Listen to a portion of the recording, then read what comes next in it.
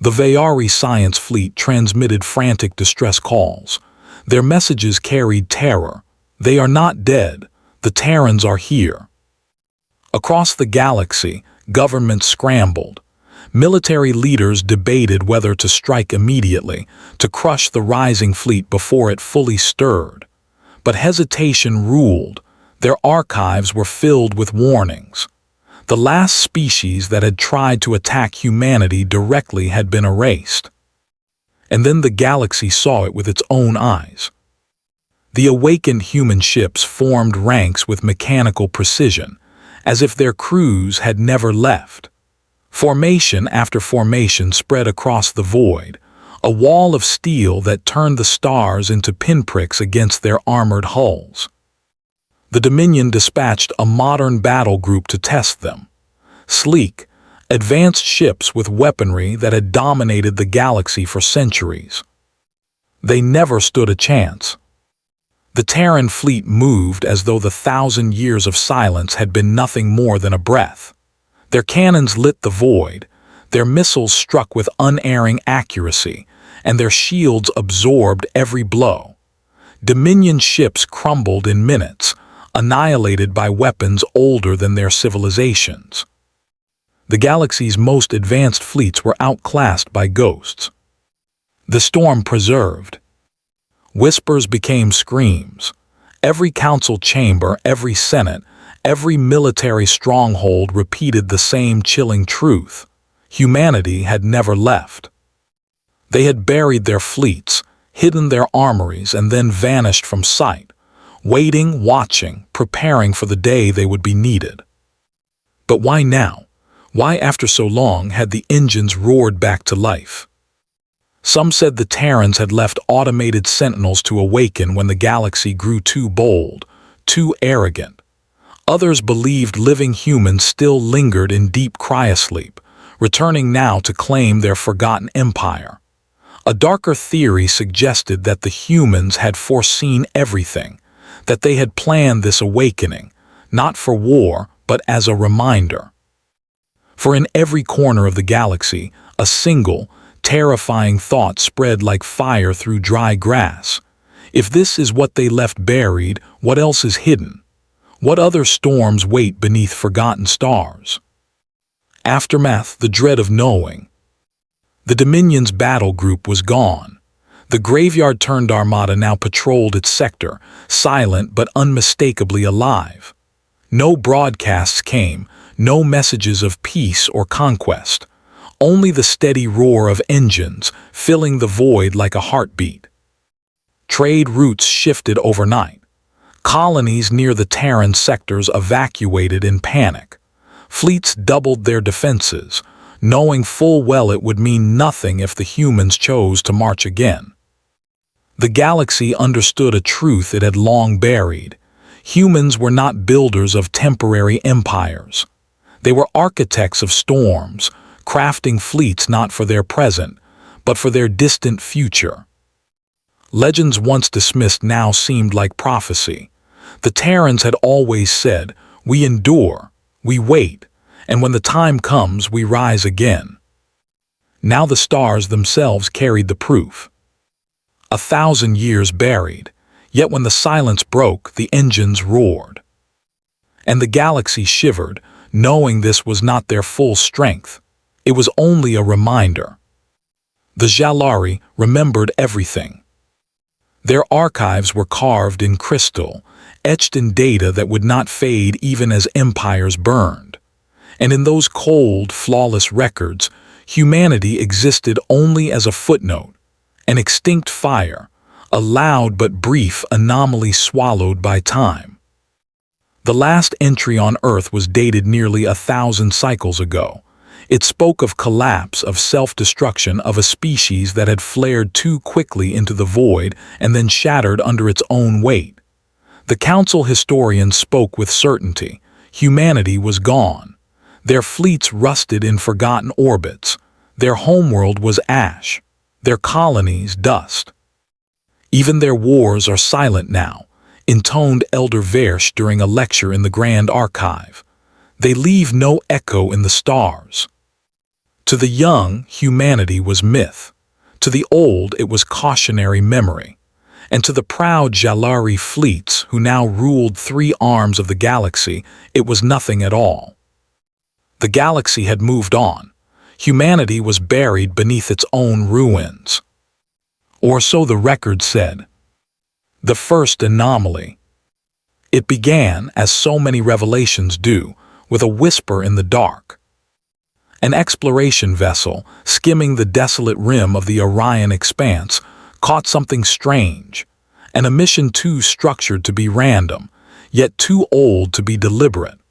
A pulse of radio, faint, broken, carrying echoes of long-dead Terran encryption. The crew dismissed it at first.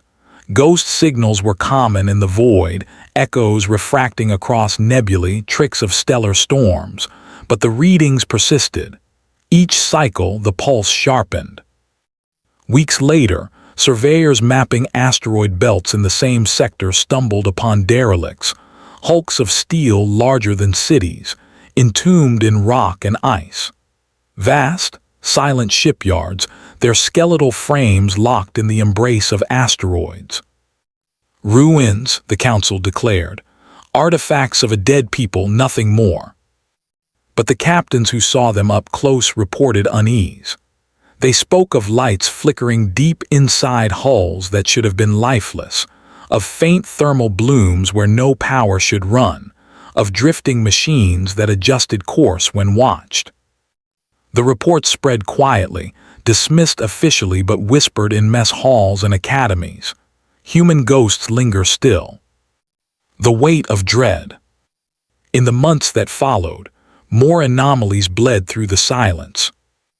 Sensors caught signatures of reactors humming at impossible depths. Probes dispatched into debris fields failed to return. Mining ships vanished near abandoned Terran installations, their last transmissions filled with distorted echoes of human languages no living ear understood. The council grew irritated. There is nothing to fear, they said. The humans are dust. What you see are echoes of their ruin, decaying code, false power surges. Ignore them. But fear is not so easily buried. Scholars began unearthing fragments from archives purged long ago, records of Terran fleets with names like Erebus, Leviathan, and Iron Choir. Ships whose hulls were layered in metals no one had seen since. Vessels said to have fired weapons that cracked moons, whose engines could outrun any pursuer. If such ships were truly gone, why did their shadows move still? When the graveyard breathed, the moment of revelation came suddenly, brutally, like the crack of thunder after long stillness. A council patrol squadron entered the Perseus Drift, charting the path of supposed wreckage fields. At the heart of the drift lay a titanic mass, a cluster of broken asteroids bound by chains of steel, pierced with towers of rusting scaffolds. A shipyard, but one so colossal it dwarfed the fleet sent to investigate. "Record and depart," the admiral ordered. "The dead hold no power." But then the dead stirred. Sensors screamed. Reactors that had slept for a millennium flared alive. Towers bloomed with light. Atmospheres shimmered where none should exist. And from within the asteroids themselves, ships began to move. Not drifting, maneuvering. Vessels half buried in rock tore themselves free, armor plates unfolding like wings, engines roaring with a thunder that shook the void. The patrol fleet froze. Their comms were flooded, not with hostility but with codes. Old, impossible codes, stamped with Terran encryption that still unlocked council channels as if no years had passed.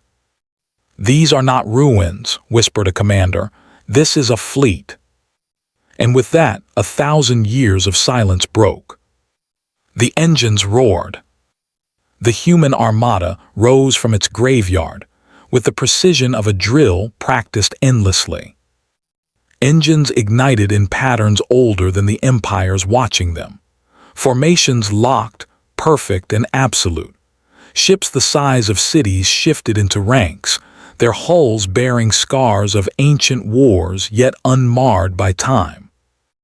And the sound, though space was silent, every alien swore they felt it, the roar of engines that had not burned in 1,000 years. It rattled through bones, through ships, through the stars themselves. The Council fleet tried to retreat, but they were trapped in choreography older than their civilization. Human warships flanked them effortlessly, weapons charging, not fired but displayed, a storm barely leashed. Every maneuver was flawless. Every code they broadcast was recognized as authentic. Even the galactic systems obeyed them, unlocking gates, clearing traffic, as if humanity had never left. The patrol sent one final desperate message: the graveyard breathes. The Terrans are awake. Storm against the modern sky. What followed was not war, it was revelation. The Council, panicked, dispatched entire battle groups to contain the anomaly. They entered with confidence, their ships sleek, their technology refined by centuries. Yet against the Terran armada they looked fragile. For every modern ship, a dozen human vessels stirred. For every barrage of energy, a countermove unfolded that seemed written in prophecy. Terran weapons